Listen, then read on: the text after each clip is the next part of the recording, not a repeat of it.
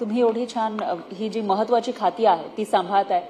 तुम्हाला वेळ थोडा कमी मिळालेला आहे, पण त्याच्यातही कामं करताना या ठिकाणी आपल्याला दिसून येतात. घोषणाही झालेल्या आहेत भरपूर. तर मग तुमचं गृहनिर्माण खातं असेल याच्यामध्ये किंवा मागासवर्ग विकास खातं आहे याच्यामध्ये आतापर्यंत कोणकोणती कामं झालेली आहेत, काय कामं अजून बाकी आहेत? कसं माझं तसं मुख्य खातं माझ्याकडे पहिल्यापासून ओबीसी डेव्हलपमेंट आहे आणि मला आनंद आहे की माझ्याकडे डिपार्टमेंट आल्यानंतर आम्ही अनेक असे निर्णय घेतले जे शैक्षणिक क्षेत्रामध्ये ओबीसी डिपार्टमेंटच्या माध्यमातून, जसं आम्ही आज आमचं महाज्योती आहे त्या महाज्योतीच्या माध्यमातून अनेक प्रशिक्षण, जसं एमपीएससी असेल, यूपीएससी असेल, पोलीस प्रशिक्षण असेल, अशा अनेक प्रशिक्षण त्यांना मिळण्याकरता आम्ही प्रयत्न केला. परदेशी शिष्यवृत्ती असेल, पूर्वी 10च विद्यार्थ्यांना होती, आम्ही आता ती जवळजवळ 75 विद्यार्थ्यांना दरवर्षी आम्ही संधी देतोय की त्यांना परदेशात शिष्यवृत्ती. आज असे अनेक जे महत्वाचे निर्णय ते आम्ही घेतलेले आहेत. आज हॉस्टेल्स, अनेक वर्षापासून ओबीसीच्या हॉस्टेलची मागणी होती. मला सांगायला आनंद होतो की मी पाठपुरावा करून आता आम्ही 36 जिल्ह्यामध्ये 72 हॉस्टेल एक मुलींसाठी, आणि त्यातले जवळजवळ आता आमचे 56 हॉस्टेल्स ऑलरेडी रेडी आहेत, पोझिशनमध्ये आहेत. फर्निचर मोस्टली या मंथ एंडपर्यंत आमचे जवळजवव सगळे हॉस्टेल 56 हॉस्टेल्स सुरू होतील. फक्त थोडंसं मुंबई, ठाणा, पुणा असे काही जी मग तिकडे काय की हॉस्टेल्स जे अवेलेबल आहेत त्याचं बजेट त्याच्यासाठी पण आम्ही मागणी केली आहे. बजेट वाढून मिळालं ते पण आम्ही तिकडे पण लवकरात लवकर सुरू करू. आणि असे अनेक आम्ही सांगितलं तसं ओबीसीच्या माध्यमातून आम्ही याचा प्रयत्न केलेला आहे की जे सगळ्यांना म्हणजे आम्हाला धनगर विद्यार्थ्यांसाठी इंग्रजी शाळेमध्ये ऍडमिशन असेल, धनगर मुलांना इंग्रजी आहे, असे अनेक आता आधार योजना ज्यांना हॉस्टेलमध्ये नाही मिळाली तर त्यांना आधारच्या माध्यमातून आम्ही वर्षाला म्हणजे 38,000 रुपये, 40,000 रुपये आणि 60,000 रुपये असे वेगळ्या वेगळ्या म्हणजे तालुका लेवल, डिस्ट्रिक्ट लेवल आणि सिटी लेवल अशा पद्धतीने आम्ही या सगळ्या योजना ज्या ओबीसीसाठी सुरू करायच्या होत्या त्या आम्ही सगळ्या सुरू केलेल्या आहेत. आणि त्या माध्यमातून ओबीसीच्या विद्यार्थ्यांसाठी हा ओबीसी डिपार्टमेंटचा माझा विषय झाला. तसंच माझ्याकडे हाऊसिंग आहे.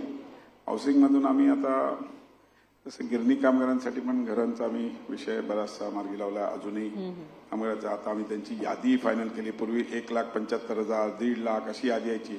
आता आम्ही कामगार विभागाच्या माध्यमातून करून देतो. 98,000 लोकांचं आम्ही हे तयार केलेलं आहे आणि त्याच्यामुळे नक्कीच तेवढ्या गिरणी कामगारांना नक्कीच त्यांचं घर मिळवून देण्याकरता आम्ही प्रयत्न करतोय. माननीय मुख्यमंत्री आणि उपमुख्यमंत्र्यांच्या. पण ती घरं कधीपर्यंत मिळतील हा एक सवाल आहे गिरणी कामगारांची. मी सांगितलं तसं ठाण्याला एक जागा आयडेंटिफाय केली आहे.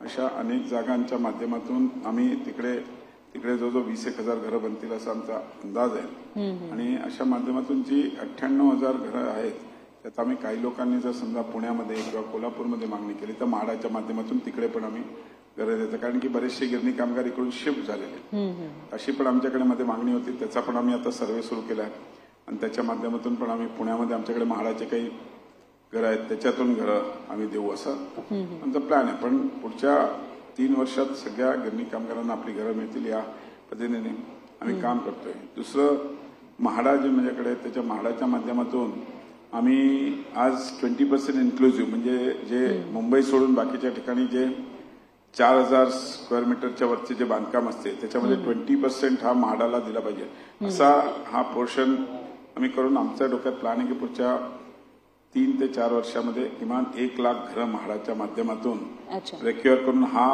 स्टॉक आमच्याकडे डेव्हलप झाला. त्याची लॉटरी काढून लोकांना कसं आहे की देशाचे पंतप्रधान नरेंद्र मोदीजींनी जो संकल्प केला आहे की प्रत्येक माणसाला आपल्या हक्काचं, प्रत्येक नागरिकाला आपल्या हक्काचं घर असलं पाहिजे. याच्यामध्ये एक प्रश्न येतो, हक्काचं घर मिळालं पाहिजे पण ते जास्त महाग नसलं पाहिजे असंही लोकांची भावना असते. पण म्हाडाची आपण घरं बघितली मुंबईतलीच तर मुंबईमध्ये स्वप्नाचं घर असावं असं प्रत्येकाचं स्वप्न असतं, मुंबईत आलेल्या प्रत्येकाचं. म्हाडाचं घर घ्यायला गेलं तर आज त्याच्या किमती 1 ते 4 लाखांनी वाढलेल्या आहेत. मग ते अल्प उत्पन्न गटातले असो किंवा हायर इन्कम मधले असो. मी आपल्याला सांगतो कसं आलंय की कन्स्ट्रक्शन कॉस्ट आणि ह्या सगळ्या एवढ्या वाढत चालल्या दिवसेंदिवस. त्या कम्पॅरिझनमध्ये तुम्ही बघितलं तर म्हाडाची घरं आजही फ्युसे म्हणजे मी पण कधी कधी आमच्या अधिकाऱ्यांशी चर्चा करत असताना बोलतो, अरे आपल्या बाजूला एवढ्या महाग विकतो आपण का. आता साहेब म्हणे आपल्याला स्लॅब आहे, आपण त्याच्यावरती जाऊ शकत नाही. आणि त्याच्यामुळे आम्हाला जो आमच्याकडे स्टॉक असतो तो आम्हाला त्या रेटमध्ये म्हणजे compare to others if you compare we are always cheap. आम्ही अजूनही स्वस्त आहोत खूप.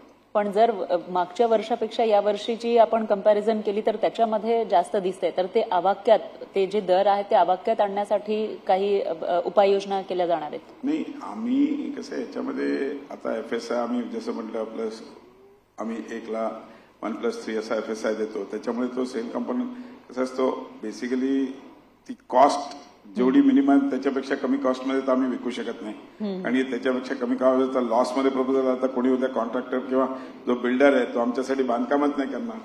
Contractor nobody will work.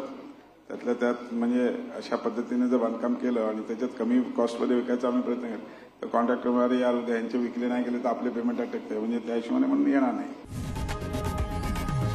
लोकशाही मराठी ऐका, पहा, जागरूक रहा.